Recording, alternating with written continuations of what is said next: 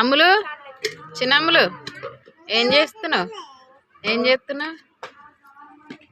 అక్క చేపల పచ్చడి పెడుతున్నావా? ఏమేమి వేసినావు? ఉప్పు, కారం, జీలకర్ర మెంతుల పొడి, నూనె, ఎల్లిపాయ ముద్ద ఇంతవరకు వేసిన. చేపలు వేపిన నూనె ఇలా పోసిన. చేపలు ఏంపింది పోస్తేనే చేపల పచ్చడికు టేస్ట్ అనేది వస్తుంది అనమాట.